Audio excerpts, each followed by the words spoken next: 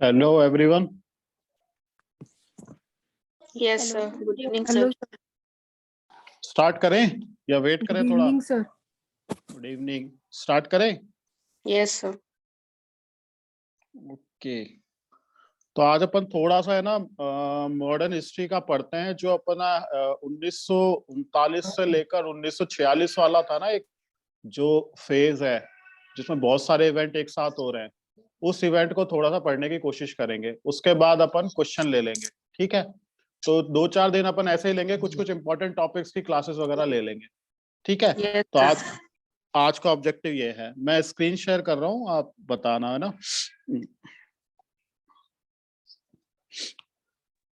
Copy pen ले लीजिए आप सब नोट्स बनाने के लिए, फिर आप नोट्स शेयर भी करना, ठीक है? Okay, sir. ओके जो जो मैं बोलता जा रहा हूँ ना, वो भी चीजों को लिखते जाना आप लोग, है ना? ठीक है, सब तैयार है? Yes, sir. Sir. Sir 2 minute wait करें क्या? 8-2 ही है।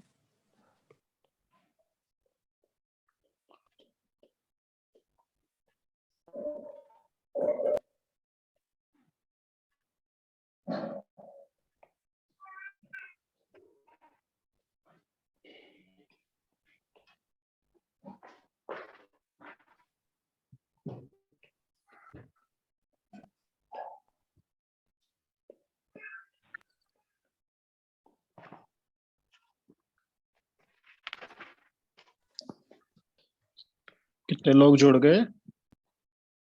37. 36 आर 37 लाइव। ओके। एक तो मेरी काउंटिंग ही है। आप लोग हाँ, हेलो, एक माइक म्यूट कर लेना, बीच बीच में क्वेश्चन पूछने हो तो आप कर सकते हो, ठीक है? पिछली वाली आपको क्लास में स्ट्रेटेजी समझ में आई थी? थोड़ा सा अंडरस्टैंडिंग क्लियर हुआ था कैसे पढ़ना है, क्या करना है, यस सर। यस है ना? Yes, sir. ठीक है। यस। 50 होते ही चालू 39 पे अभी चालू कर देते हैं अपन, है ना?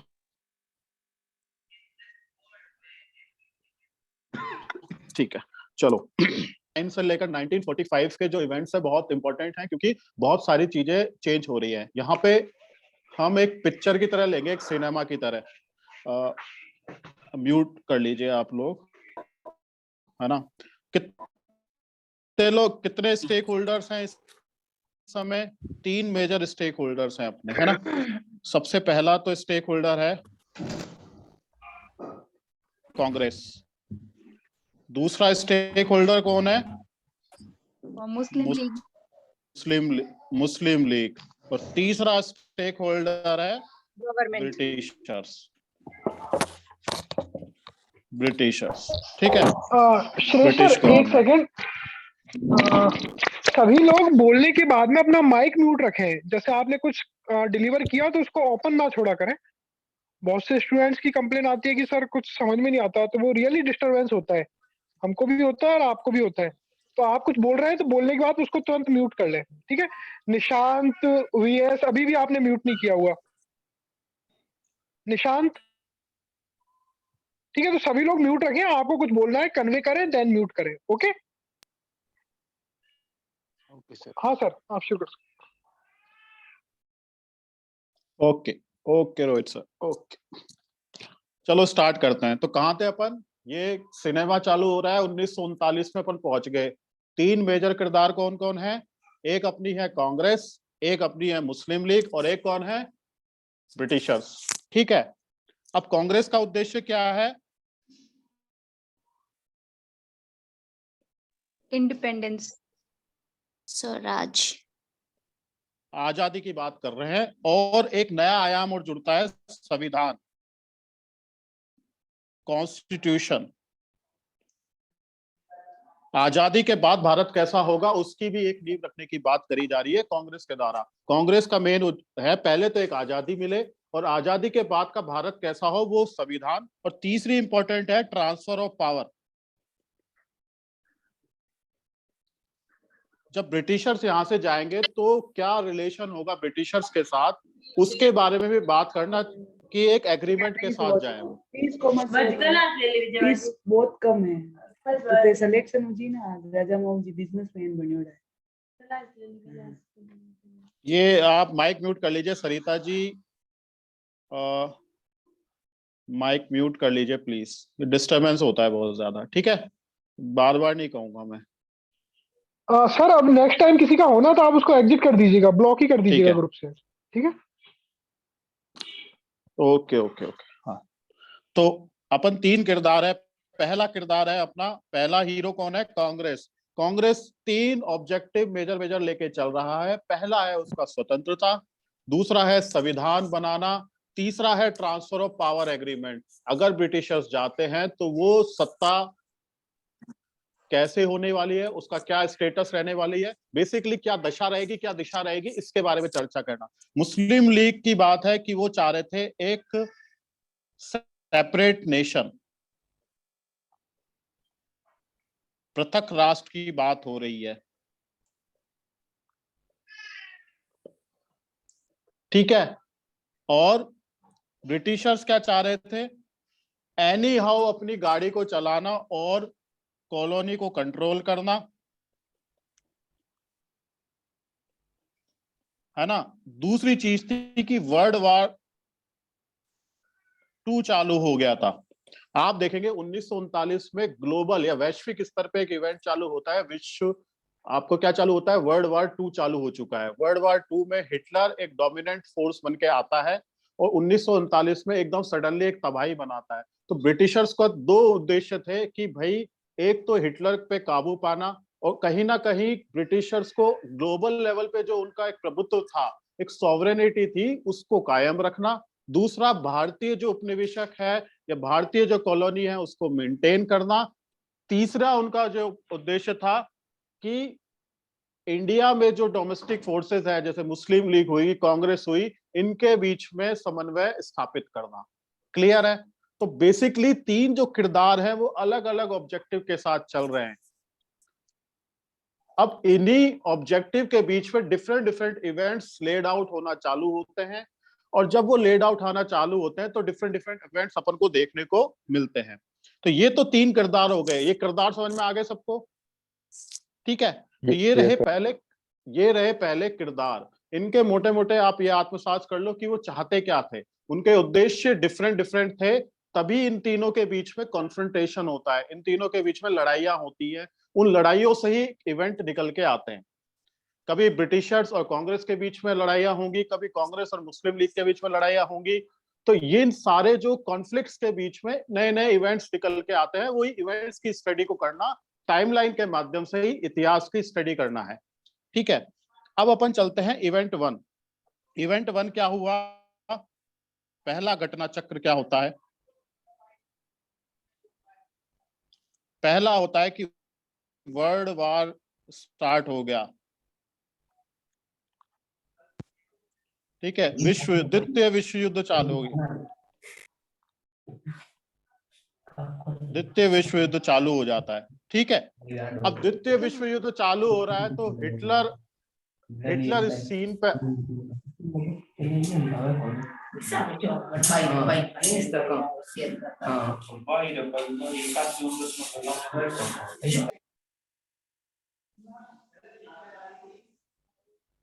ठीक है। अब द्वितीय विश्व युद्ध चालू हो रहा है 1939 में। द्वितीय विश्व युद्ध में क्या हो रहा है कि हिटलर ने अटैक कर दिया है। अब हिटलर ने अटैक कर दिया तो ब्रिटिशर्स जो अलाइड फोर्सेस हैं वो एक बार से हतप्रभ रह गई कि अब क्या होगा। अब सडनली अब ब्रिटिशर्स को चाहिए कि वो सपोर्ट लेना चाहती हैं कि भाई हम कैसे ना करके इस फासिस्ट गवर्नमेंट या फासिस्ट हिटलर को हरा सके। उनका उद्देश्य वहां से स्थापित होता जाता है। ठीक है, उस समय कौन यहाँ पे गवर्नर जनरल था? इसका नाम हमेशा याद रखें, लॉर्ड लिलिथगो। ये हो गई आपका व्यक्ति, पर्सनालिटी। ठीक है, अब सिंस कांग्रेस फंसी, अब सिंस वर्ल्ड वॉर 2 चालू हो गया है तो ब्रिटिशर्स कहीं ना कहीं एक वनरेबल पोजीशन में है। अब कांग्रेस की बार्गेनिंग पावर बढ़ जाती है। कांग्रेस की बार्गेनिंग पावर कैसे बढ़ जाती है कि भाई वो दिक्कत में है तो कहीं ना कहीं मैं इस मौके का फायदा उठा सकता हूं। तो कांग्रेस एक किरदार के रूप में आती है और कहती है कि मेरी डिमांड ये है कि संविधान सभा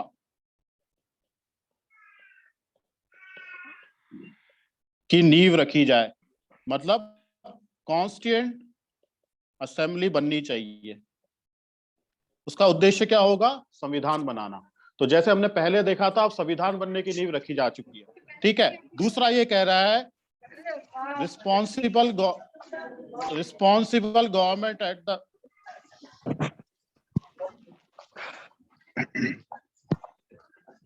ये आप लोगों की तरफ से यार बहुत ही रिस्पॉन्सिबली आप एक चीज आप कर सकते हो कि एटलीस्ट माइक म्यूट कर लीजिए प्लीज। मनीषा जी आप माइक म्यूट कर लीजिए, फिर मैं रिमूव कर दूंगा। हाँ,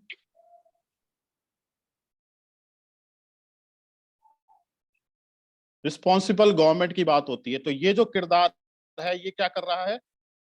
उत्तरदायित्व। सरकार की बात हो रही है, रिस्पॉन्सिबल गवर्नमेंट की बात कर रहा है कि संविधान सभा बननी चाहिए और रिस्पॉन्सिबल गवर्नमेंट। लॉर्ड लिलिथगो कहता है कि भाई मैं नहीं मानता ये सबको, है ना, क्योंकि उसका भी ईगो रहेगा कि वो तो रूलिंग क्लास है, वो तो पावर में है, तो उसने ईगो में आके ब्रिटिशर जो दूसरा किरदार था उसने मना कर दिया। तो ही सेड बिग नो, ना मैं नहीं मानता तुम्हारी डिमांड को। तो डिमांड को नहीं मानने के बाद में क्या होता है? कांग्रेस नाराज हो जाती है फूफा की तरह। कांग्रेस नाराज हो जाती है और नाराजगी में क्या करती है? 1939 अक्टूबर में कांग्रेस की जो मिनिस्ट्रीज हैं वो क्या करती है? रिजाइन कर देती हैं। जो इलेक्शन में कांग्रेस की जो रिस्पॉन्सिबल गवर्नमेंट बनी हुई थी, दे रिजाइन, उन्होंने अपना इस्तीफा दे दिया। इस्तीफा क्यों दिया? क्योंकि उनकी जो इमीडिएट डिमांड थी, जो बार्गेनिंग पावर में वो सोच रहे थे कि ब्रिटिशर्स को थोड़ा सा नीचे झुकाया जा सकता है, वो झुके नहीं। उन्होंने लॉर्ड लिलिथगो ने उनकी बात नहीं मानी, यानी कि ब्रिटिशर्स ने। तो कांग्रेस नाराज हो गई। तो कांग्रेस मिनिस्ट्री ने कहा कि चलो अब हम रिजाइन कर देते हैं। ठीक है। अब इस समय अपने दो किरदार तो आपके शुरुआत के सीन में आ चुके हैं, कांग्रेस भी दिख चुकी है और ब्रिटिशर। उस समय मुस्लिम लीग क्या कर रहा है? मुस्लिम लीग धीरे धीरे पाकिस्तान की नींव रखता जा रहा है। उसके जो कायदे आजम जो बनने का सपना देख रहे हैं जिन्ना साहब, वो सोच रहे हैं कि कहीं ना कहीं अब समय आ गया है, मतलब कुछ ना कुछ आने वाले समय में अब एक पाकिस्तान बनने वाला है। तो वो क्या करते हैं? मार्च, अब आप टाइमलाइन देखिए, पहली टाइमलाइन हो गई 1939 अक्टूबर, जहां कांग्रेस मिनिस्ट्री रिजाइन करती है।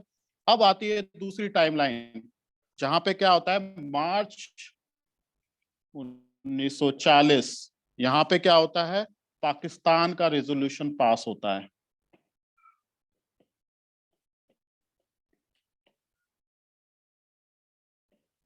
मतलब पाकिस्तान बनने की जो नींव है वो मार्च 1940 में कहीं ना कहीं रखी जाती है। अब पाकिस्तान रेजोल्यूशन क्या है? पाकिस्तान रेजोल्यूशन ये कहता है कि भैया जो मुस्लिम डोमिनेटेड एरियाज है, यहाँ पे मुस्लिम लोग ज्यादा रहते हैं, उन जगह की ग्रुपिंग करी जाए और उनको एक ऑटोनोमस और सॉवरेन यूनिट बनाई जाए। ऑटोनोमस मतलब स्वतंत्र रूप से उनको कार्यभार दे दिया जाए।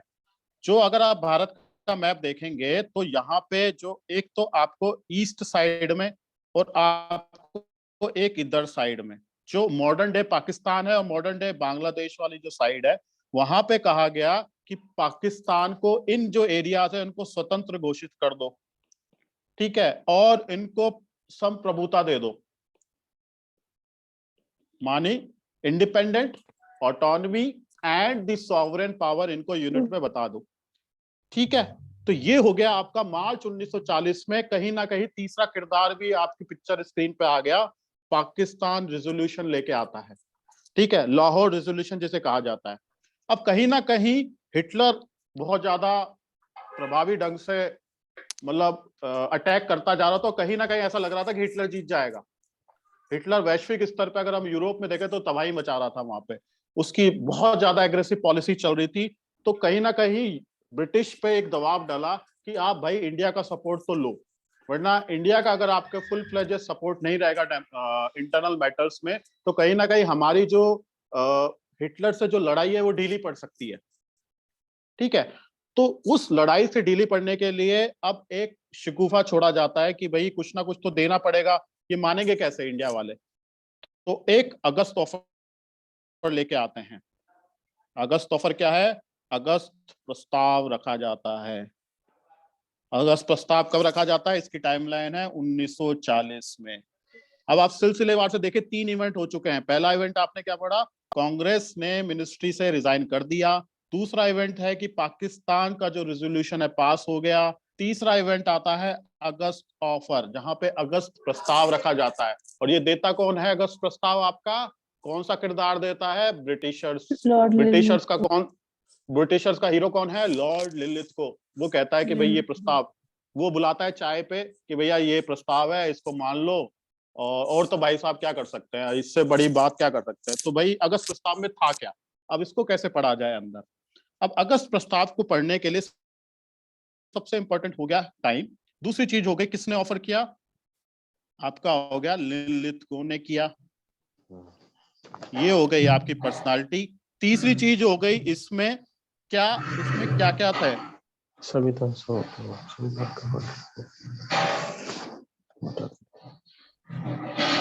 अब इसके फीचर्स क्या क्या थे?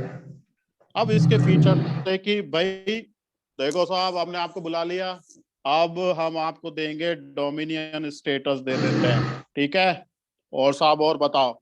अच्छा अभी भी नहीं मान रहे आप? आपको क्या करते हैं, जो वाइस रॉय का एग्जीक्यूटिव काउंसिल है, हिंदी में क्या कहते हैं इसे?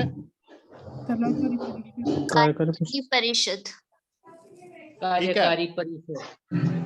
अभी और चलते हैं, ठीक है। अभी पूछूंगा मैं हिंदी में, अभी आप थोड़ा मैं लिख लेता हूं पहले, है ना। इसके अंदर क्या क्या बात करी, इसका एक्सपेंशन किया जाएगा, मतलब इसका दायरा बढ़ाया जाएगा। एग्जीक्यूटिव काउंसिल को जो लोग नहीं समझ पा रहे हैं वो आज समझ सकते हैं, मॉडर्न डे कैबिनेट हो गई जैसे, ठीक है। मॉडर्न डे में जो कैबिनेट मिनिस्टर्स होते हैं वही एग्जीक्यूटिव काउंसिल हो गई, ठीक है। और उन्होंने कहा कि setting up of constituent assembly where mainly Indians will be there। अब मैं इसको हिंदी में लिख लेता हूं। डोमिनियन स्टेटस क्या? और हाँ, एक और चीज इन्होंने बोली कि without minority consent no constitution, ठीक है। अब लॉर्ड लिलिथगो ने टेबल पे बुलाया, सामने बैठे थे कांग्रेस, दूसरा किरदार बैठा था मुस्लिम लीग। उन दोनों के सामने कहा देखो हमारे पर बहुत मार पड़ रही है, हिटलर हमें बहुत मार रहा है, हमको आपकी जरूरत है, तो हम समर्थन में आपका लेने के लिए आपके सामने एक प्रस्ताव रखते हैं। प्रस्ताव में देखो ये चीजें हैं, डोमिनियन स्टेटस आपको दे देंगे। ये आप म्यूट कर लीजिए प्लीज। योगेश शर्मा आप म्यूट कर लीजिए। हाँ ओके। अब फीचर्स क्या आते हैं? पहली बात रखते हैं डोमिनियन स्टेटस आपको दे दिया जाता है। दूसरा, वाइसराय एग्जीक्यूटिव काउंसिल जो कार्यकारी परिषद जो है उसका विस्तार किया जाएगा। तीसरी होगी संविधान सभा का निर्माण किया जाएगा, जिसमें मेजर रोल जो होगा वो भारतीयों का होगा। आप यहाँ देखेंगे धीरे धीरे भारत की जो संविधान बनाने की जो नींव है वो पहली बार यहाँ पे मानी गई। तीसरी चीज ये थी कि बिना माइनॉरिटी कंसेंट के कुछ नहीं होगा। अब ये तो इसके फीचर्स हो गए। अब इस चीज को कैसे इंटरप्रेट किया जाए, अगर आपको ये आता है यहाँ पे एनालिटिकल पार्ट। एनालिटिकल पार्ट क्या होता है कि यहाँ पे इनको कैसे इंटरप्रेट किया जाए। इसमें ये कहा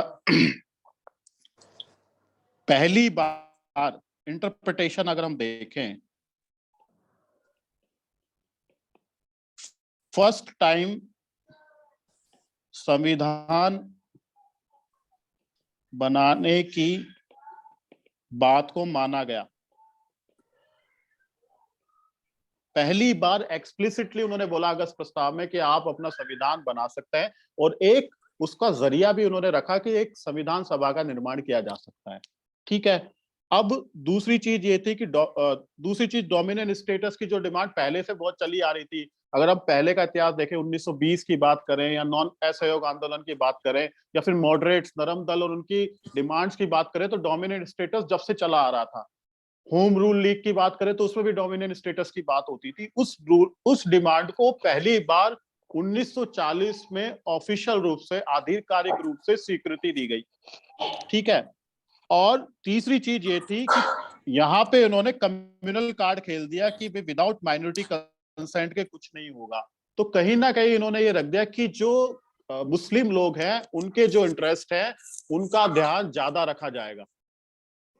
तो इस बात से अगस्त प्रस्ताव से अगर आप पूछा जाता है तो 3-4 चीजें इस पे इंपॉर्टेंट है कि क्या क्या डोमिनेंट स्टेटस की बात होती है, वायसराय एग्जीक्यूटिव काउंसिल के एक्सपेंशन की बात होती है, setting up of constituent assembly की बात होती है, और ये कहा जाता है कि विदा माइनॉरिटी कंसेंट के कुछ नहीं होगा।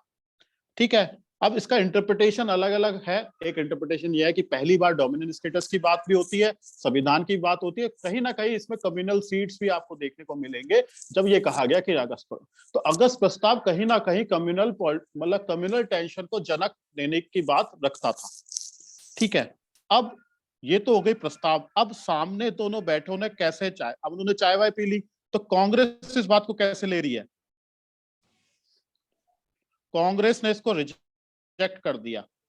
कहता है डोमिनेंट स्टेटस ये तो बहुत पुरानी डिमांड है भाई, ये तो हम मांग ही नहीं रहे, अब तो हमको पूर्ण स्वराज चाहिए, कंप्लीट इंडिपेंडेंस की बात होगी अब सीधी, अब हमको ये आधी अधूरी बातों से कुछ नहीं होगा। तो कांग्रेस ने एज ए इसको रिजेक्ट कर दिया।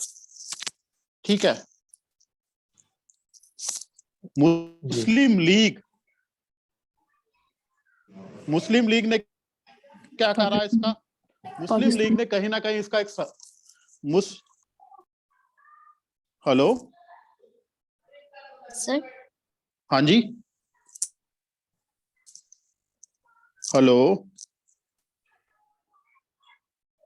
बोलिए। हाँ जी, हाँ। तो मुस्लिम लीग ने क्या कहा? मुस्लिम लीग ने कहा कि यहाँ पे कहीं ना कहीं वीटो की बात हो गई थी, तो दे वर रियली हैप्पी, क्योंकि इनको यहाँ पे वीटो पावर दे दी गई है। वीटो पावर समझते हैं आप? Yes sir. हाँ जी सर। निषेधाधिकार, है ना। वीटो पावर में ये होती है कि वो कहीं ना कहीं एक मेजोरिटी से डिसीजन नहीं होता। अगर एक आदमी ने ना कह दी तो वो डिसीजन पारित नहीं हो सकता। 5 में से अगर 4 लोगों ने कह दिया कि हाँ हाँ हाँ हाँ हाँ, और छठे के पास में अगर वीटो पावर है तो वो मना भी कर सकता है और वो डिसीजन आगे नहीं होगा। वीटो पावर होती है ये पावर। ठीक है। तो मुस्लिम लीग इससे थोड़ी सी खुश थी कि भाई कहीं ना कहीं हमारी मुस्लिम लीग को एक वीटो एश्योरेंस दे दिया गया है। अब अगस्त ऑफर से तो मामला गड़बड़ा गया, कांग्रेस तो खुशी नहीं थी, तो कांग्रेस ने कहा था कि कुछ ना कुछ तो जोश दिखाना पड़ेगा। अब जोश दिखाने के लिए क्या आता है? इंडिविजुअल सत्याग्रह, इंडिविजुअल सत्याग्रह की बात होती है। ठीक है। 1940 के अंत तक आते आते ये बात होती है। आप दिसंबर तक इसको मान सकते हो, लेकिन 1940 के अंत में इंडिविजुअल सत्याग्रह की बात होती है। फुल फ्लेजेड सत्याग्रह क्यों नहीं किया जाता? कि कांग्रेस को कहीं ना कहीं एक लगता था कि ब्रिटिश जो है वो फासिस्टवादी सोच से लड़ रही है, तो हमारी नीति नैतिकता ये कहती है कि कहीं ना कहीं हमें ब्रिटिशर्स का एक सपोर्ट देना चाहिए और इस मौके का ऐसा मतलब अनएथिकल फायदा नहीं उठाना चाहिए। तो कांग्रेस में मेजरली गांधी जी की ये सोच थी कि कहीं ना कहीं हमें इस सिचुएशन का अनएथिकल रूप से लाभ नहीं लेना चाहिए। तो हम क्या करेंगे, एक पैसिव फॉर्म में एक रेजिस्टेंस शो करेंगे जो एक सिंबॉलिक इन नेचर होगा, जिसका नाम होगा इंडिविजुअल सत्याग्रह। इंडिविजुअल सत्याग्रह में क्या डिमांड होगी? कहीं ना कहीं फ्रीडम ऑफ स्पीच की बात करी जाएगी, संविधान सभा के बारे में बात करी जाएगी, हमें अपनी बात रखने का समय होना चाहिए। तो एक सिंबॉलिक रूप से हम एक इंडिविजुअल सत्याग्रह करेंगे। तो पहले सत्याग्रही कौन आते हैं? विनोबा भावे। ये कौन होते हैं? पहले सत्याग्रही, फर्स्ट सत्याग्रही। फिर अपने सेकंड कौन आते हैं? नेहरू। ठीक है। तो ये तो हो गया इंडिविजुअल सत्याग्रह। ठीक है। अब ये सत्याग्रह चल रहा है और इस समय बहुत टर्बुलेंट फेज चल रहा है 1940 से 1942 के बीच में, क्योंकि जो अपना पहला जो किरदार है ब्रिटिशर, वो कहीं ना कहीं फाइटिंग में अरेंज करके हुए लगा हुआ है। और उस समय क्या हो रहा है 2 साल तक युद्ध बहुत भीषण स्तर पे चल रहा है। अब भीषण स्तर पे चलते चलते क्या हो रहा है कि बहुत ऐसा हो रहा है कि इंडियन कॉलोनी तक ये बात आ गई कि इंडिया पे भी अटैक किया जा सकता है। ठीक है, अगर विश्व स्तर का विश्व युद्ध फर्स्ट की बात होगी तो उसका भौगोलिक जो एक्सटेंट था वो कहीं ना कहीं सीमित था। जो 19 सेकंड वर्ल्ड वॉर था वो उसका जो भौगोलिक एक्सटेंट था वो कहीं ना कहीं इससे ज्यादा व्यापक था, वो ज्यादा बड़ा था। तो इंडिया को भी कहीं ना कहीं ये लगा कि अब ब्रिटिश कॉलोनी, इंडियन कॉलोनी भी कहीं ना कहीं रूप से वनरेबल पोजीशन पे आ चुकी थी। ठीक है, अब इंडिया का सपोर्ट बहुत ज्यादा जरूरी था। तो अब क्या लेके आए, मार्च 1942 में क्रिप्स मिशन आता है। पूरा नाम क्या होता है इसका, स्टैफोर्ड क्रिप्स। ठीक है, तो क्रिप्स मिशन लेके आता है। क्रिप्स मिशन क्यों आया? क्रिप्स मिशन इसलिए आया कि उनको एक फेवर चाहिए था कि भारत का अब सहयोग बहुत जरूरी है, क्योंकि भारत की लैंड पे भी हो सकता है आने वाले समय में विश्व युद्ध है वो लड़ा जाए। तो इंडिया का सपोर्ट, तन मन धन से एक इंडियन का पार्टिसिपेशन होना अत्यंत आवश्यक है।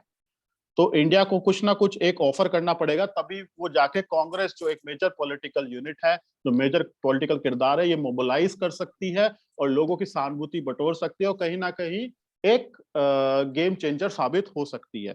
और कहीं ना कहीं यूएस का भी दबाव था और अन्य यूरोपियन फोर्सेस, अलाइड फोर्सेस पे भी दबाव था कि इंडिया का सपोर्ट लेके आओ। तो इंडिया का सपोर्ट अभी तक नहीं लेके आ रहे, तो क्रिप्स मिशन को भेजा गया।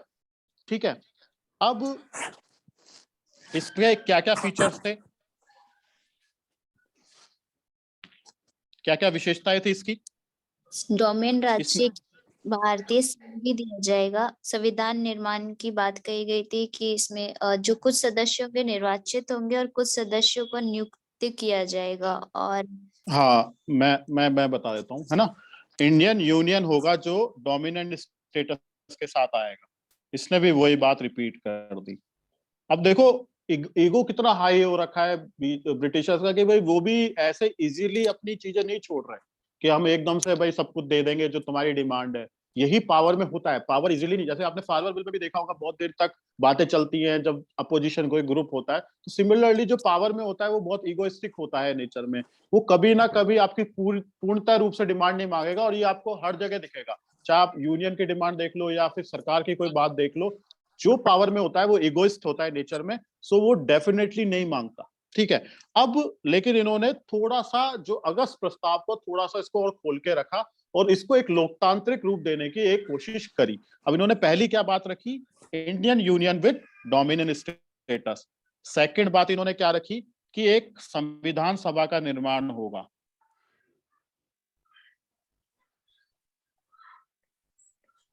संविधान सभा का निर्माण होगा। अब ये संविधान सभा कैसे बनेगी? 2 तरीके से बनेगी। एक होगी ये partly elected provincial assemblies. Provincial assemblies मान लो जैसे राजस्थान की विधानसभा, ये हो गई प्रोविंशियल असेंबलीज। ये चुन के भेजेगी संविधान सभा से लोगों के संविधान सभा में। और क्या होंगे? पार्टली नॉमिनेटेड, नामित करे जाएंगे बाय प्रिंसेस। अब देखो भारत का जो उस समय का जो भारत था वो मेजरली 2 चीजों में बटा हुआ था। एक तो लैंड था, जो एक ज्योग्राफिकल क्षेत्र था, वो डायरेक्टली ब्रिटिश कॉलोनी के अंडर आता था, ब्रिटिशर्स उनकी देखरेख करते थे। एक एरिया ऐसा था जो प्रिंसली स्टेट उसको गवर्न करते थे, जैसे Rajasthan basically moral less princely states के अंदर आता था। तो ऐसी कई 563 रियासतें थी जो प्रिंसली स्टेट्स में आती थी, छोटी बड़ी रियासतें थी। तो ये 563 ये तो प्रिंसली स्टेट्स हुआ करते थे, रेस्ट जो था वो डायरेक्टली ब्रिटिश के अंडर आता था। ठीक है, तीसरी बात इन्होंने एक कही कि जो इसको ज्वाइन नहीं करना चाहता कॉन्स्टिट्यूएंट असेंबली को, ये ऑप्शनल कर दिया उन्होंने। कंपलसरी नहीं है कि आप ज्वाइन करो कि नहीं करो। ठीक है, वो जो ज्वाइन नहीं करना चाहते वो पृथक रूप से अपना संविधान का निर्माण कर सकते हैं। अब यहाँ पे ऑप्शनल कर दिया। ठीक है, यहाँ पे ऑप्शनल कर दिया। लेकिन जो डिफेंस है, डिफेंस एज ए सब्जेक्ट, ये गवर्नर जनरल के नाम रहेगा। क्यों रहेगा? वो इसके लिए रहेगा क्योंकि डिफेंस ही तो मेन रोल अदा कर रहा था उस समय। उनकी प्रायोरिटी क्या थी? कहीं ना कहीं जो हिटलर है, जो वर्ल्ड वार 2 की बात है, ये जो ताकतें, इनको हराना। तो डिफेंस तो इसके पास में, क्योंकि आर्मी का मोबिलाइजेशन तो इसके पास होना चाहिए। वो पावर छीन गई तो कैसे कंट्रोल करेगा? तो डिफेंस रहेगा गवर्नर जनरल के पास में सोल सब्जेक्ट। ठीक है, तो बेसिकली यही चीजें थी क्रिप्स मिशन में। ये 4-5 चीजें रखी गई इंडिया। अब इन्होंने क्या करा था कि अगर अगस्त प्रस्ताव से लेकर संविधान सभा को, मतलब ये क्रिप्स मिशन को आप खोल के देखोगे तो उन्होंने वही बातें लिखी, लेकिन इन्होंने थोड़ा उसको थोड़ा सा मोर इलोबरेटिव वे में इसको खोल के रखा कि संविधान सभा होगी तो कैसे बनेगी, कि भाई वो पार्टली इलेक्टेड बनेगी, पार्टली नॉमिनेटेड बनेगी, कॉन्स्टिट्यूएंट असेंबली को ज्वाइन करना ऑप्शनल है। ठीक है, अब इसकी इंपॉर्टेंस क्या है? अब इसको इंपॉर्टेंस मतलब इसको इंटरप्रेट कैसे किया जाए? इंटरप्रिटेशन क्या है? अब यहाँ पे मोर ऑटोनॉमी दी गई। मोर ऑटोनॉमी में क्या कहा गया? अगर आप अगस्त प्रस्ताव में देखोगे, अगस्त प्रस्ताव में इन्होंने जब बात करी थी, इन्होंने कहा था कि जो कॉन्स्टिट्यूएंट असेंबली है वहां पे mainly Indians will be there. Mainly Indians का मतलब ये था कि ब्रिटिशर्स भी रहेंगे संविधान बनाने में। ऐसा नहीं है कि केवल इंडियन बनाएंगे। यहाँ पे क्या हुआ? उन्होंने कहा कि तुम ही बना लो अपना संविधान, सारे इंडियंस मिलकर बना लो, हमारा ब्रिटिशर्स का कोई रोल नहीं रहेगा। तो यहाँ पे संविधान निर्माण के लिए मोर स्वतंत्रता दी गई।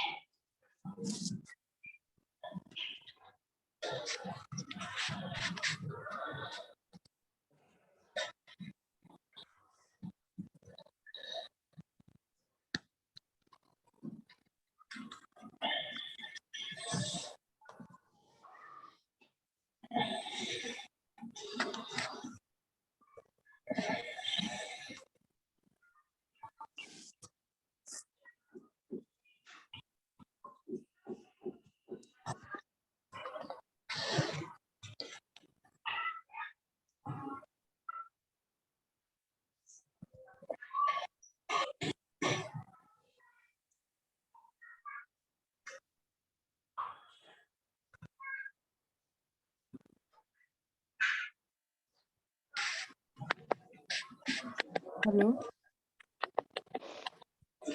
हेलो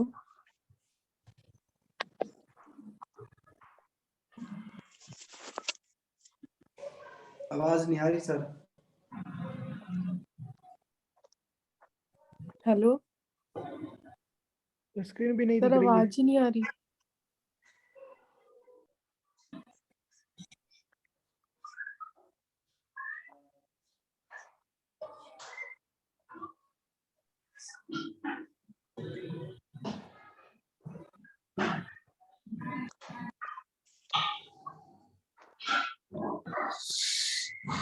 सर आवाज ही नहीं आ रही।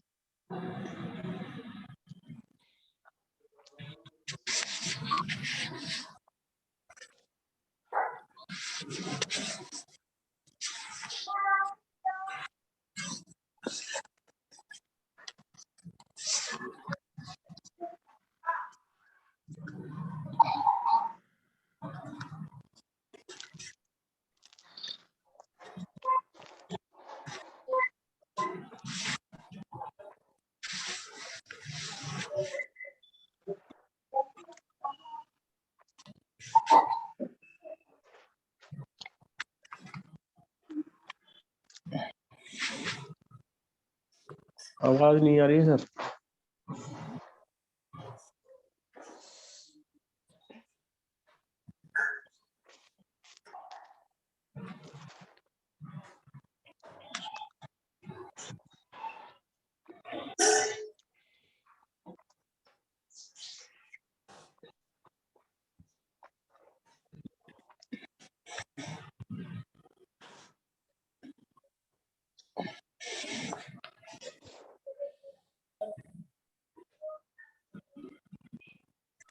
अच्छा, मैं कहाँ तक अपन वो हो गए थे, कोई बता सकता है? सबको स्क्रीन दिख रही है?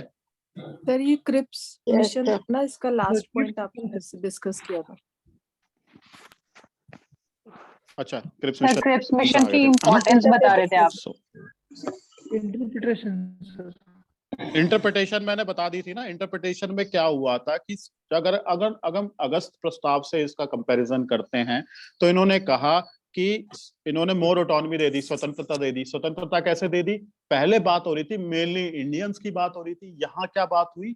यहाँ अगर आप बात डीप डाइव करोगे इस टॉपिक पे तो यहाँ ये बात हो रही है कि केवल इंडियंस बना सकते हैं संविधान, तुम बना लो अपने हिसाब से, हमारा कोई इंटरफेरेंस नहीं रहेगा। ठीक है, हम आपको ये स्वतंत्रता देते हैं। दूसरी बात ये थी कि उन्होंने एक रूल बनाया, एक फंक्शनल एक रूल बना के दिया कि संविधान सभा का निर्माण कैसे हो सकता है कि भाई पार्टली तुम इलेक्टेड ले लो, पार्टली नॉमिनेटेड ले लो। ठीक है, और इन्होंने कहा कि डिफेंस के अलावा सारे सब्जेक्ट भी तुम रख लो। तो और पावर दे दी गई डिवोल्यूशन, जो एग्जीक्यूटिव काउंसिल है कि इसमें इंडियन रहेंगे और इस चीज को एक्सरसाइज कर सकता है। ठीक है, अब कांग्रेस यहाँ पे सामने बैठा था तो कांग्रेस ने क्या कहा कि भाई ये तो पोस्ट डेटेड चेक है। ठीक है, दूसरी चीज उन्होंने कहा कि भाई आपने ये ऑप्शनल कैसे रख दिया यहाँ पे? आपने तो सीधे सीधे ये कह दिया कि पाकिस्तान अलग हो सकता है। आपने तो एक अधिकार दे दिया राइट टू सीड वाला कि भाई मेरे को अगर पसंद नहीं आ रहा तो मैं तो छोड़ के जा सकता हूँ, कि मैं अपना पृथक संविधान भी बना लूं, सब कुछ पृथक कर लूं, है ना। कॉन्स्टिट्यूएंट असेंबली को बनना तो कंपलसरी होना चाहिए ना।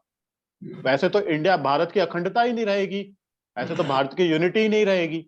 तो कांग्रेस को मेजरली ये ऑब्जेक्शन थे।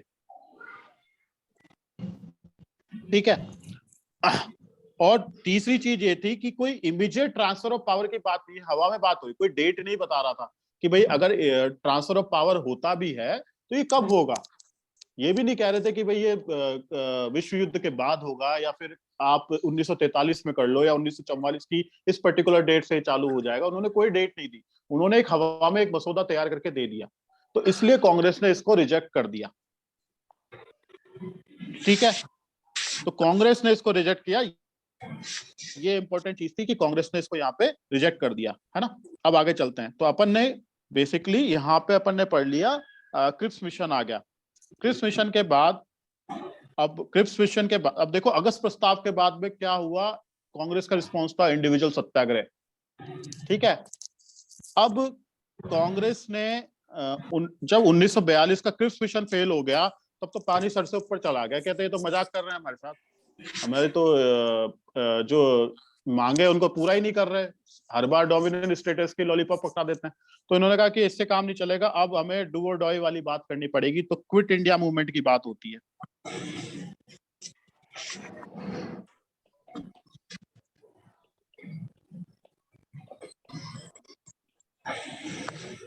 मतलब भारत छोड़ो आंदोलन, भारत छोड़ो आंदोलन की बात होती है। अब भारत छोड़ो आंदोलन बहुत व्यापक रूप से अगर हम देखा जाए तो सिविल डिसओबीडियंस मूवमेंट और नॉन कॉपरेशन मूवमेंट असहयोग आंदोलन से काफी अलग था। यहाँ पे ब्रिटिशर्स बहुत मतलब एग्रेसिव और ऑफेंसिव अप्रोच पे थे। इन्होंने सबको तो जेलों में बंद कर दिया। ठीक है, बड़े बड़े लीडर्स को जेल में बंद कर दिया। कांग्रेस को इन्होंने क्या कर दिया, कांग्रेस पे प्रतिबंध लगा दिया। तो इन्होंने बहुत प्रखर होके मतलब जो इन्होंने लीनियंसी कहीं ना कहीं नॉन कोऑपरेशन में दिखाई थी या सिविल डिसओबीडियंस में दिखाई थी, वो यहाँ नहीं दिखाई। क्यों नहीं दिखाई? क्योंकि इनकी हालत खराब थी। तो इनको कहीं ना कहीं एग्रेसिव अप्रोच रखनी जरूरी थी इनके हिसाब से। तो ब्रिटिशर्स क्या चाह रहे थे, ब्रिटिशर ने जैसे ही क्विट इंडिया मूवमेंट अगर चालू होता है, भारत छोड़ो आंदोलन की बात होती है, तो इन्होंने कहा कि नहीं नहीं, इन सबको बंद करो और इस मूवमेंट को तो आगे बढ़ने ही नहीं देना है, जैसे भी हो। इसको सामदान मतलब उन्होंने वायलेंस मतलब उन्होंने क्या सबको जेल में भरा और लाठीचार्ज बरसाई, लोगों को भी मारा। तो खूब उन्होंने कहीं ना कहीं ब्रूट फोर्स का इस्तेमाल किया, पुलिस फोर्स का इस्तेमाल किया, ब्रूट फोर्स का इस्तेमाल किया कि भाई इस जो आंदोलन है इसको दबाना पड़ेगा, वरना हमारी जो एनर्जी है वो यहाँ लगी रहेगी मूवमेंट को संभालने में, और इतने में तो हमारा हिटलर खेल कर जाएगा। ठीक है, तो इसके बाद क्विट इंडिया मूवमेंट में बहुत सारी चीजें हुई। आपको जैसे बता रखा है कि कैसे आपको पढ़ना है, अंदर आपको सीसीएनपी स्ट्रेटेजी से इसको पढ़ना, स्टेक होल्डर अप्रोच से पढ़ना, हितधारक अप्रोच से। और ये आंदोलन सबसे अलग इसलिए है क्योंकि इसमें गवर्नमेंट एट्रोसिटीज बहुत हुई। और यहाँ पे एक और चीज निखर के आती है, यहाँ पे आपको पैरेलल गवर्नमेंट बनती है। कई जगहों पे सतारा, जैसे आमलोग। तुमलक, हम्म। ठीक है, यहाँ पे कहीं ना कहीं है ना पैरेलल गवर्नमेंट, है ना, समानांतर सरकारें बनती हैं, और सतारा, तुमलक, बलिया, इन जगहों पे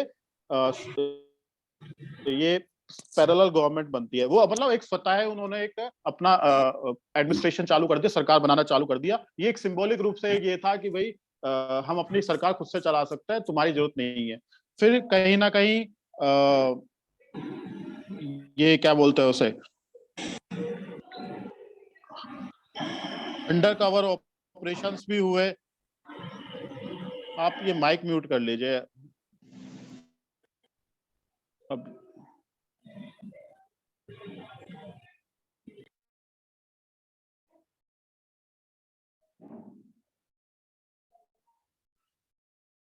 कई सारे अंडर कवर ऑपरेशंस चालू हुए, पैरेलल गवर्नमेंट्स चालू हुई। तो अब इस चीज को कंट्रोल करने के लिए ब्रिटिशर्स बहुत ज्यादा हावी हो चुके थे, ठीक है। अब इसके बाद क्या हो रहा है, जुलाई 1942 में क्विट इंडिया मूवमेंट अपने चरम पे चल रहा है। बहुत सारी एक्टिविटीज चल रही है, डिफरेंट स्टेक होल्डर्स में पार्टिसिपेट कर रहे हैं, जैसे महिलाएं हो गई, पैरेलल गवर्नमेंट हो गए, कई सारे इवेंट्स इसमें देखने को मिलते हैं, है ना। स्टूडेंट्स इसको अलग तरह से प्रोटेस्ट कर रहे हैं, रिवोल्यूशनरीज को अलग तरह से प्रोटेस्ट कर रहे हैं। तो हर लोग, हर स्टेक होल्डर इसमें कहीं ना कहीं अपना पार्टिसिपेशन शो कर रहा है। और गांधी जी भी कहीं ना कहीं अपनी स्ट्रेटेजी को यहाँ पे चेंज कर चुके थे। उन्होंने सोचा कि अब पानी सर से ऊपर जा चुका है, अब समय आ गया है कि सिचुएशन को अपने फेवर में यूज किया जा सके। तो थोड़ी बहुत भी अगर वो वायलेंस हो रही थी, जो चोरा चोरी में उन्होंने नैतिकता दिखाई थी, वो कहीं ना कहीं उस नैतिकता में वो लीनियंसी यहाँ पे आ गई उनके। अब इतनी ज्यादा एट्रोसिटीज हो रही थी, तो गांधी जी को लगा कि अब इस चीज को कैसे डील किया जाए, ठीक है। तो गांधी जी के अलावा सारे लीडर्स तो जेल में थे, तो वो तो कुछ कर नहीं पा रहे थे कि कैसे कंट्रोल किया जाए। तो उन्होंने, गांधी जी ने फास्ट रखा।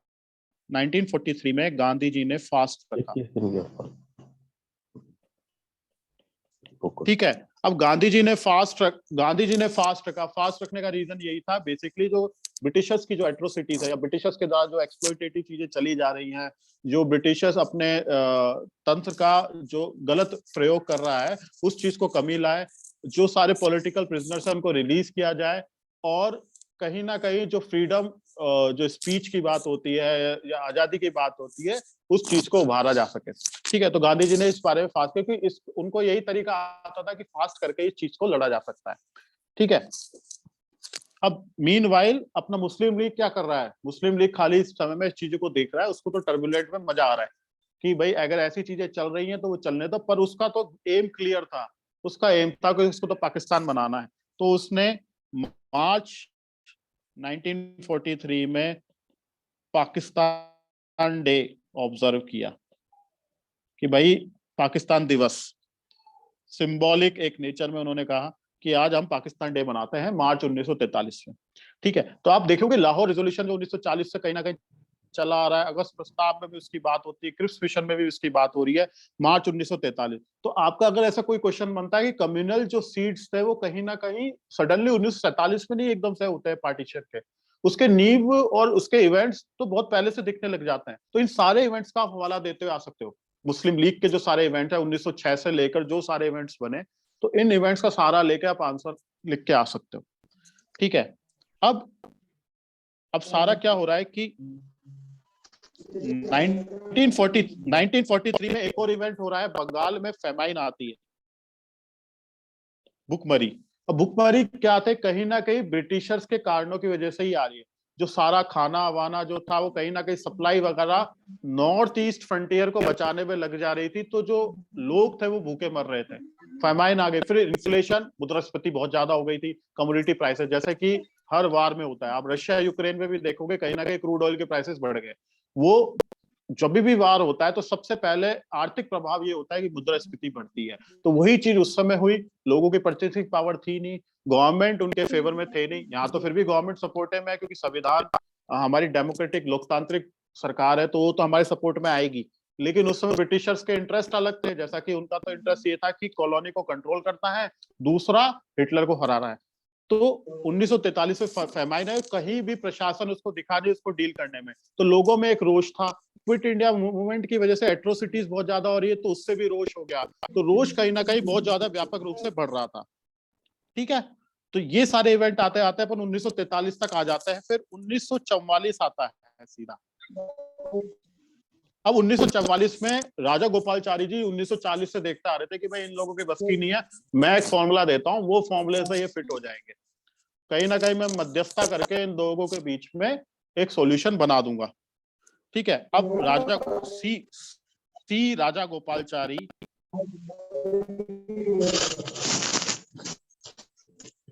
आप माइक म्यूट क्यों नहीं करते यार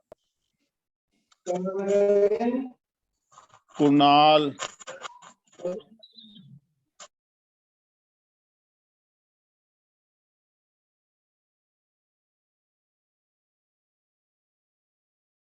हाँ, अब आता है सी राजा गोपालचारी फॉर्मूला। सी राजा गोपालचारी साहब क्या कहते हैं कि भाई देखो, मैं तुम्हें एक फॉर्मूला देता हूं, इस फॉर्मूले से एक सॉल्यूशन बन सकता है।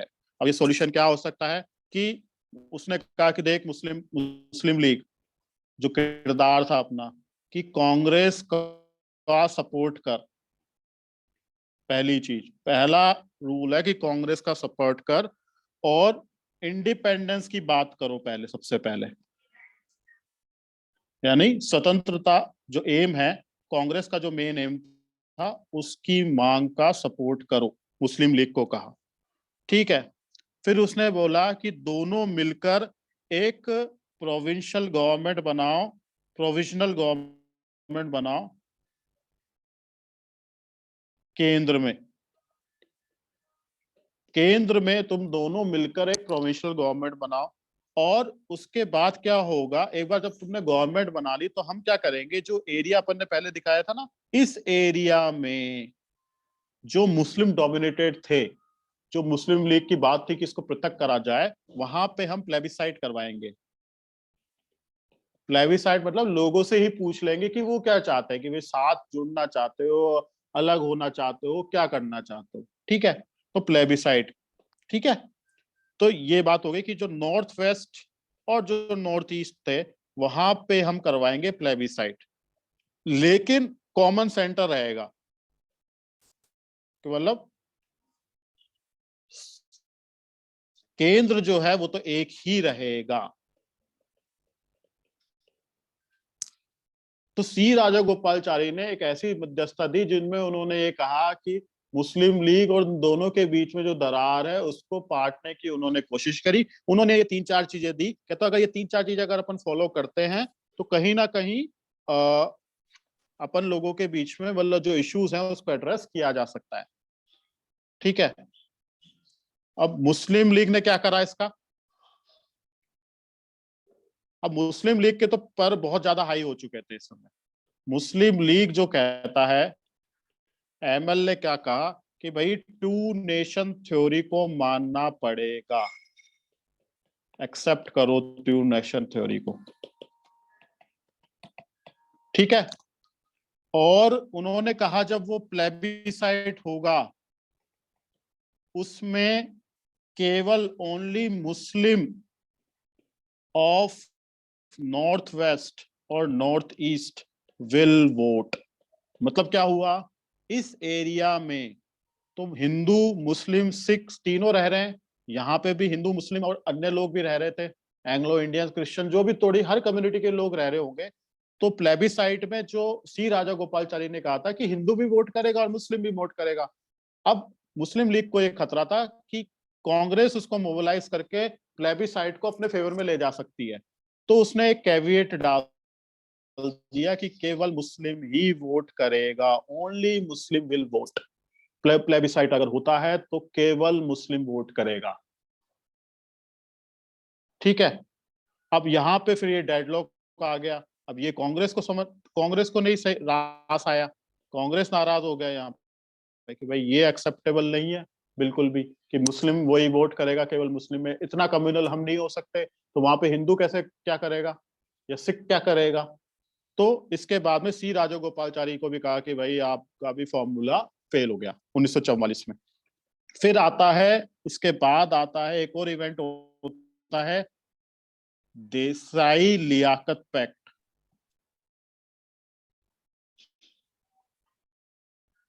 अब देसाई और लियाकत ये तो कांग्रेस से हो गए, मुल्ला भाई देसाई, और लियाकत हो गए अपने मुस्लिम लीग से। अब इन दोनों के बीच में पैक्ट साइन होता है कि अब कोई ना कोई तो एक मतलब एक रास्ता निकालना पड़ेगा। बिना रास्ता निकाले तो हम अपना पक्ष रख ही नहीं सकते, क्योंकि ब्रिटिशर्स के सामने भी तो अल्टरनेटिव रखना पड़ेगा। ब्रिटिशर्स तो रख चुका, अगस्त प्रस्ताव में बोल चुका, क्रिप्स मिशन में अपनी बात रख चुका, तो आपको भी तो एक अल्टरनेटिव सॉल्यूशन देना पड़ेगा दोनों के बीच में, अगर अपन को न्यूट्रल बनाना है तो इसने कहा कि हम क्या करेंगे, केंद्रीय जो लेजिस्लेचर है, केंद्रीय विधायिका जो है, सेंट्रल लेजिस्लेटर में इक्वल नंबर होंगे। इक्वल नंबर किसके होंगे? मुस्लिम लीग के और एंड कांग्रेस के, इक्वल नंबर। यहां तक कांग्रेस इसको कॉम्प्रोमाइज वाली पोजीशन पे लेके आ गई कि चल ठीक है, तू मान नहीं रहा, तो बिगड़ा हुआ है, तो तेरे को क्या करते हैं, तो हम तेरे को इक्वल नंबर बता देते हैं। ठीक है,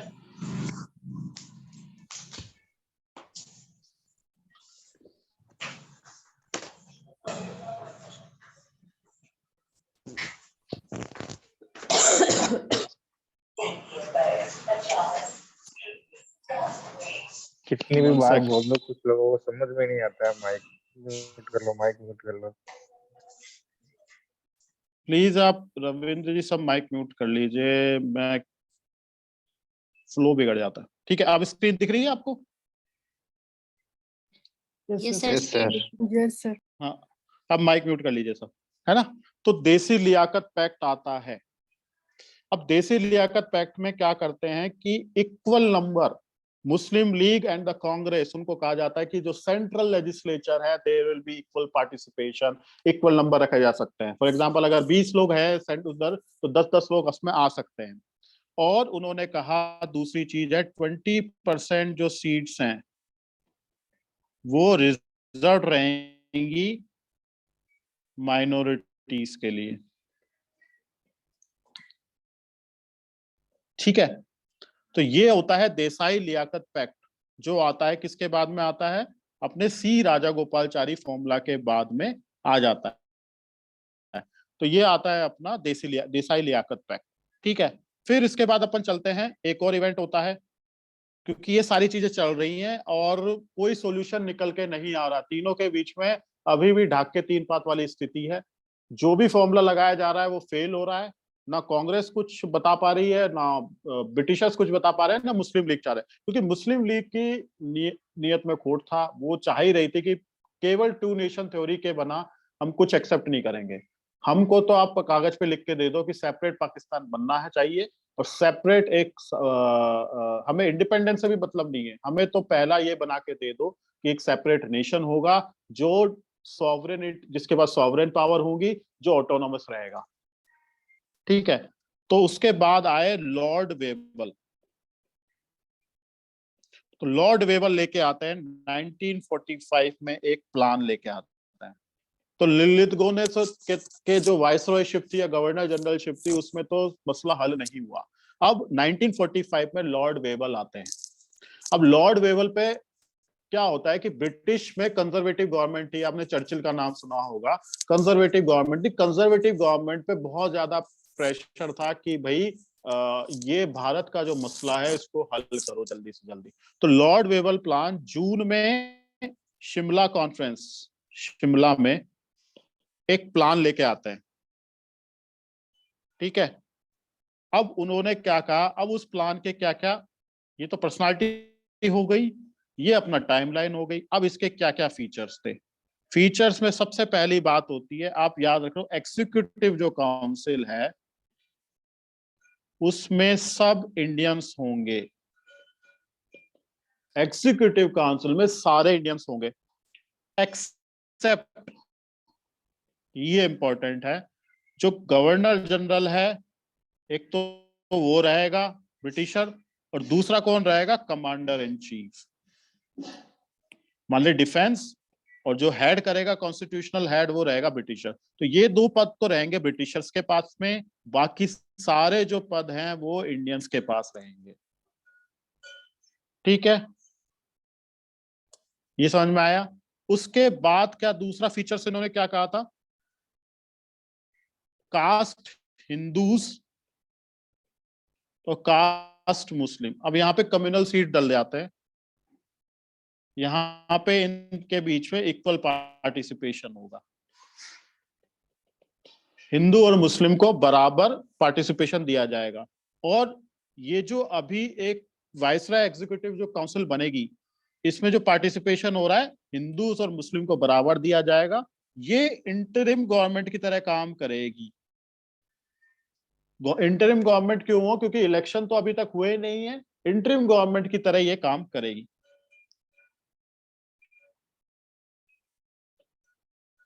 ठीक है, तो ये तो हो गया, लॉर्ड वेबल ने एक प्लान दिया कि जो एग्जीक्यूटिव काउंसिल है वो इंटरिम गवर्नमेंट की तरह काम करेगा और इस इंटरिम गवर्नमेंट में इक्वल नंबर हिंदू आएगा, इक्वल नंबर मुस्लिम आएगा। उन्होंने ये बात कह दी।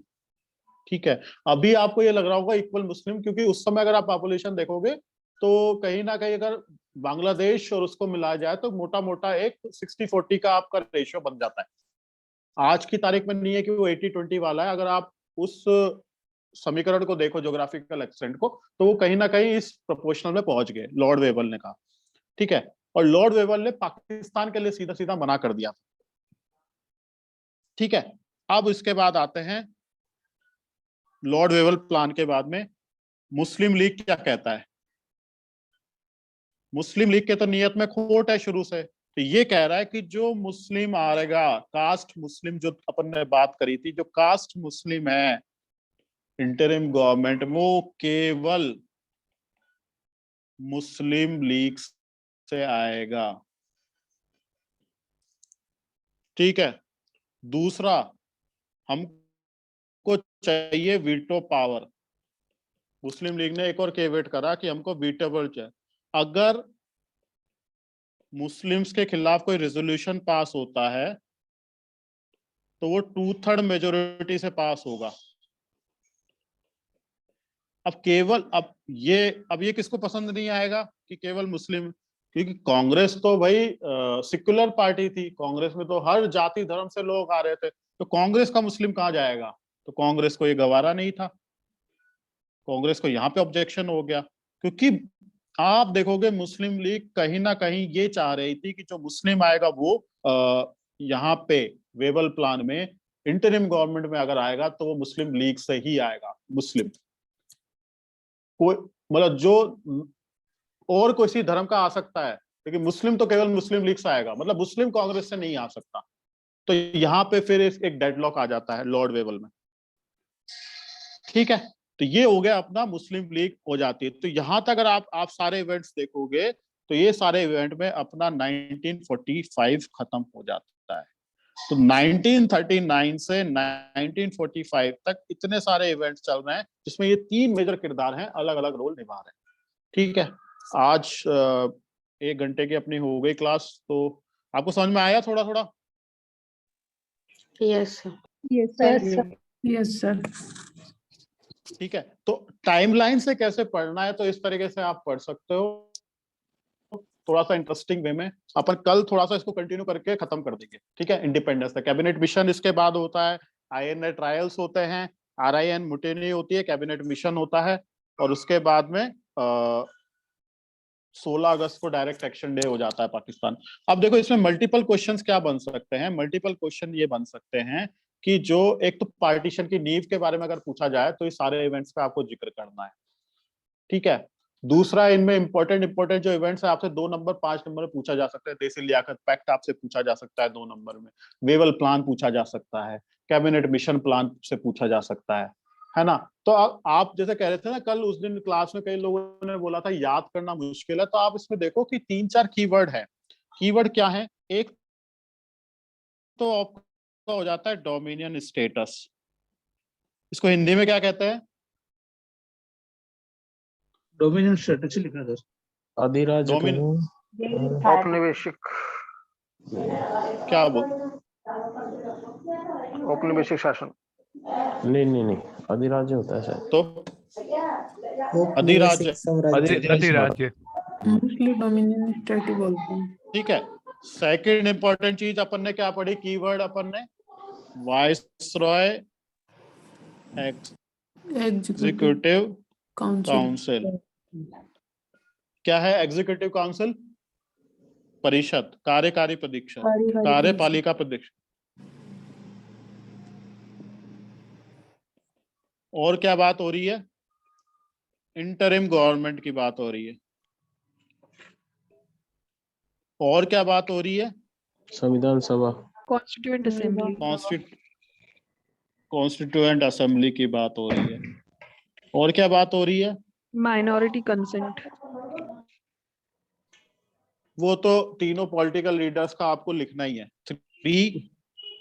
थ्री जो अपने क्या कहते हैं, हाँ, 3 स्टेक होल्डर्स जो हैं, आपके हितधारक जो हैं, उनके बारे में आपको चर्चा करनी है। तो ये जो तीनों हैं, इन चीजों को आप लिंक करके लिख सकते हो। अब डोमिनियन स्टेटस का आप देखोगे तो सिलसिलेवार से इसको तो मनाही कर दिया। वेवल प्लान अगस्त ऑफर से इसको लेकर चालू होते हैं, क्रिप्स मिशन तक इसको लेके जाते हैं, तो इसके खिलाफ तो पूर्ण रूप से मनाही हो जाती है। एग्जीक्यूटिव काउंसिल में आप देखोगे तो कहीं ना कहीं जो जैसे भारतीय हैं, यहाँ पे अगर हम देखें और एग्जीक्यूटिव काउंसिल में या नंबर देखें तो भारतीयों की नंबर स्ट्रेंथ इंक्रीज होती जा रही है। ठीक है, जैसे जैसे हम 1939 से आगे की तरफ बढ़ते हैं टाइमलाइन में। ठीक है, नंबर ऑफ भारतीय इंक्रीज होते जा रहे हैं। ठीक है, ग्राफ समझ में आया? ये यहाँ पे टाइमलाइन में अगर हम देखें तो यहाँ पे वाइसराय एग्जीक्यूटिव काउंसिल में नंबर इंक्रीज हो रहा है। ठीक है, संविधान सभा में कैसी बात हो रही है? अगस्त ऑफर से अगर आप देखोगे तो स्वतंत्रता बढ़ती जा रही है, जो डिमांड में रखी जा रही है, जो कैबिनेट मिशन तक आते आते फुल हो रही है। तो आप संविधान सभा भी देखोगे तो कहां तक? अगस्त ऑफर में पहली बार इसकी मांग को माना गया।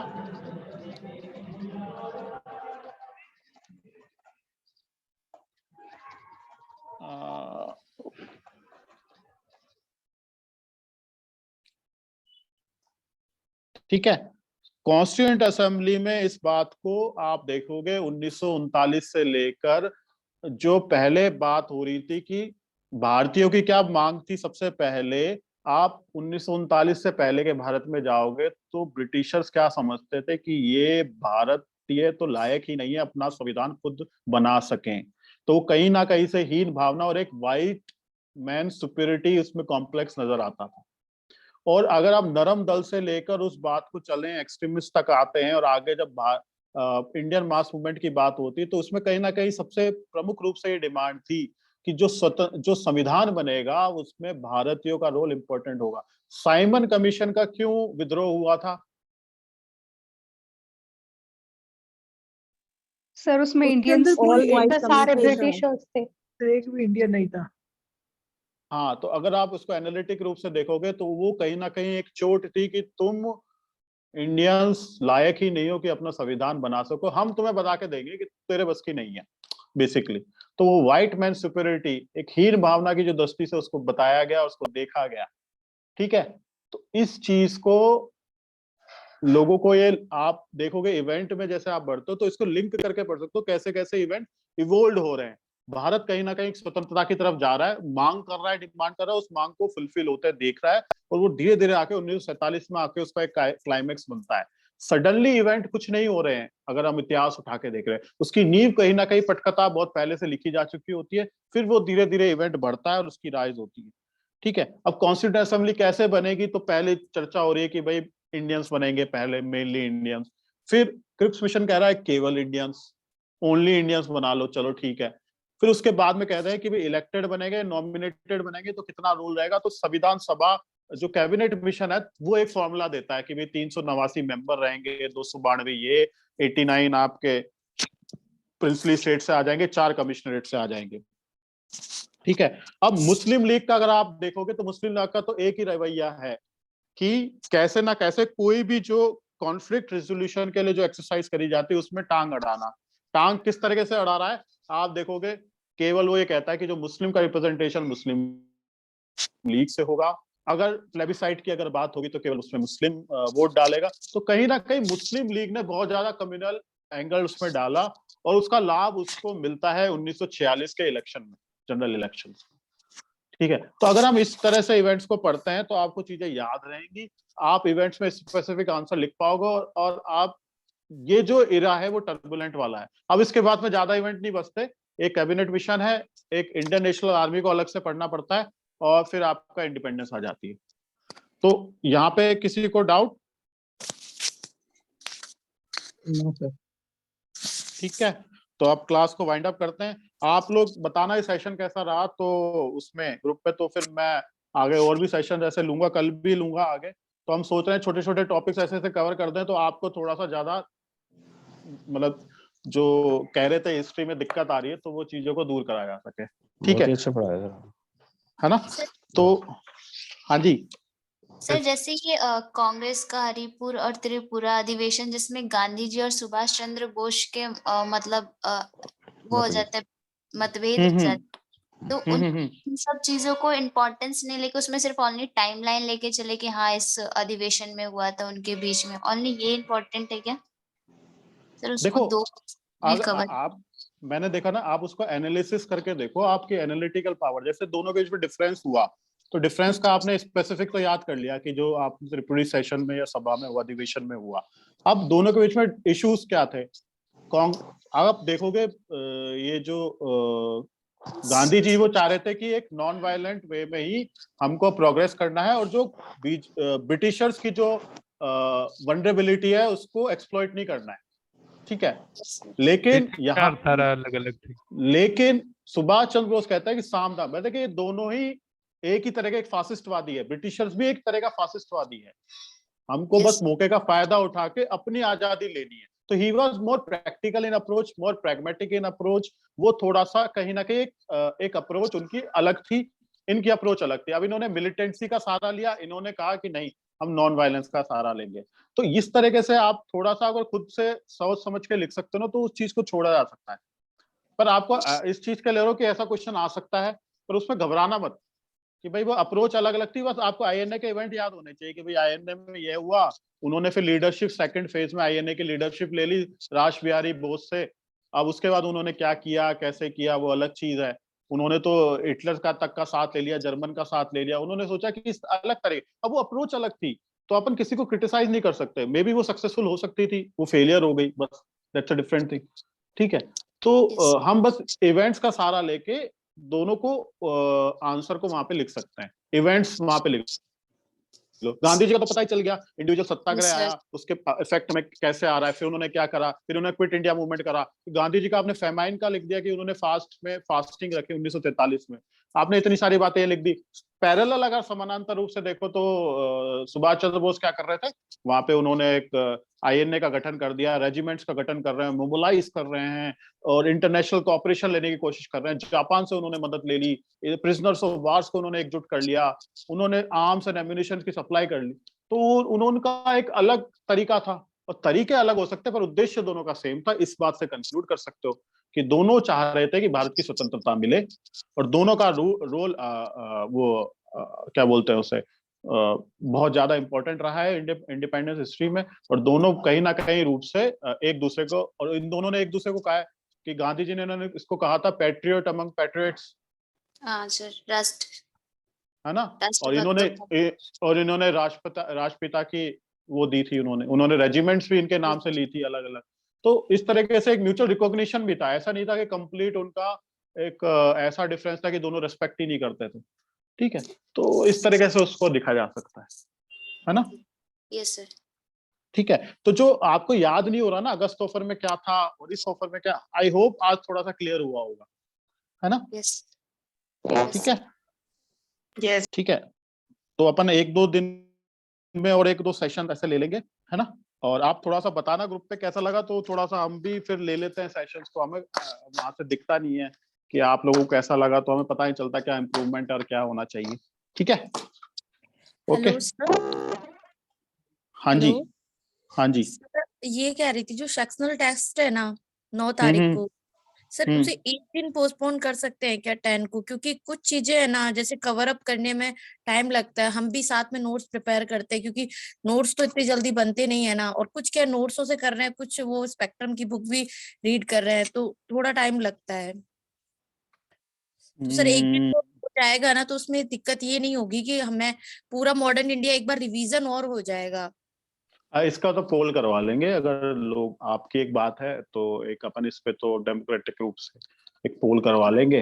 हम तो लोग लोगों को मुंह पे जैसा डिपेंड कर रहे हैं तो वो थोड़ा सा पूरा नहीं होता, तो फिर वही है, बीच में अधूरा अधूरा रह जाता है। आप या तो देखो, अगर नहीं भी लोग नहीं मानते ना, तो आप 1-2 दिन बाद सबमिट कर देना, ऐसी कोई इशू नहीं है, ठीक है।